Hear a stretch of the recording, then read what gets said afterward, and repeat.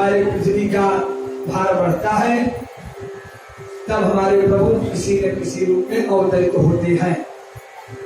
जब अनेकों बार भगवान ने पृथ्वी पर पृथ्वी का जो है जीवित रखने के लिए, प्राणियों की रक्षा करने के लिए उन्होंने अनेक बार जन्म लिए।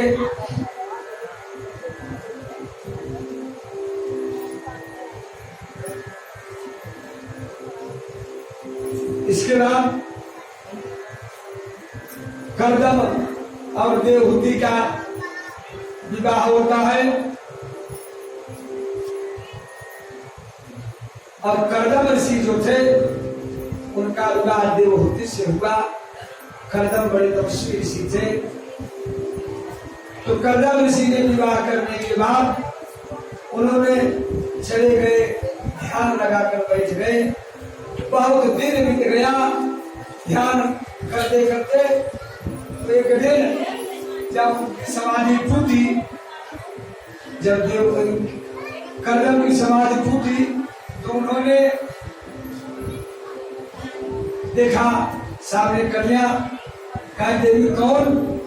कहा महाराज ब्याह करने लिए आया, अपना ध्यान लगाया, सबसे हमें सही पूछा जाए देवी कौन? अच्छा मैं तो भूल ही गया था। चलिए अच्छा कोई बात नहीं है। अब एक बात बताइए कि मैं तो एक बात कहा था। क्या? कहा मैं तो एक सूत्र के बाद मैं चला जाऊंगा घर छोड़कर। देवहूति ने कहा ठीक है प्रभु, लेकिन जो आप कहे उसका तो आप पूर्ण कीजिए।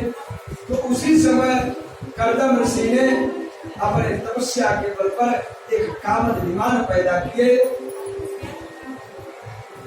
और कामद विमान का मतलब उसमें न डीजल लगता था, न पेट्रोल लगता था, और न उसमें ड्राइवर की जिनका जरूरत था। वह मनोगति के हिसाब से वह चलता था। यदि आप उसमें बैठ जाइए तो मन कर दिया चलिए यहाँ से रामेश्वर जाना है तो रामेश्वर चला जाएगा। तो अच्छा हुआ चलिए द्वारकाधीश चलना है तो द्वारकाधीश चला जाएगा।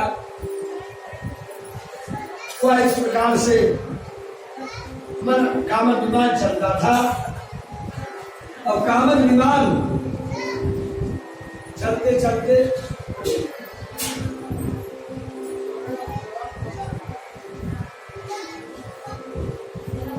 उन्हें 9 कन्याएं पैदा हुई। कामद विमान में ही उनको 9 कन्या पैदा हुई। उन्होंने कहा कि अब मैं घर छोड़कर चले जाएंगे।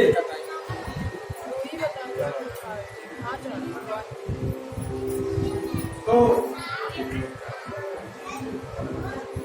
देवहूति ने कहा भगवान स्वामी आपने एक पुत्र की बात कहे हैं और आप एक तपस्या के लिए चले जाएंगे, तो मैं अवरत होकर इसमें कन्याओं का विवाह इत्यादि कैसे किया जाएगा,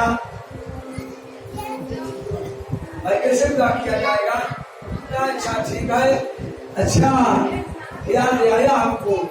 उन्होंने कहा था एक बार कि तुम्हारी तपस्या से मैं प्रसन्न हूँ, तुम्हारे यहाँ मैं कपिल के रूप में प्रकट होंगे, पैदा होंगे। उन्होंने कहा कपिल भगवान के रूप में आपके यहाँ मैं आऊंगा।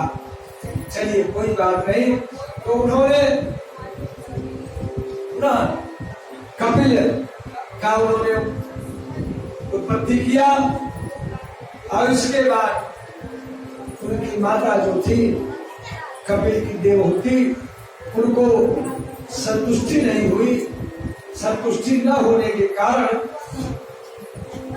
यह था कि जब तक आपको या हमको या किसी को शाश्वत ज्ञान का, शाश्वत चित्त का अनुभूति नहीं होगा, तब तक आत्मसंतुष्टि नहीं मिल पाती। चाहे कितना भी जब तक यज्ञ पूजा कर लिया जाए, जब कर लिया जाए, लेकिन शाश्वत जब तक नहीं होगा ज्ञात, तब तक आपको पूर्ण रूप से उससे संतुष्टि नहीं मिलेगी। तो उन्होंने उन्हें शाश्वत ज्ञान का कपिल मुनि ने ज्ञान कराया, और इसके बाद उनके बाद को आत्मज्ञान जब हुआ तब उनकी जो है मुक्ति होती है। तो बोलिए श्याम रामचंद्र की जय, श्री वृंदावन बिहारी लाल की जय, उमापति महादेव की जय, पवन सुख हनुमान की जय। अब एक भजन कहते हैं इसके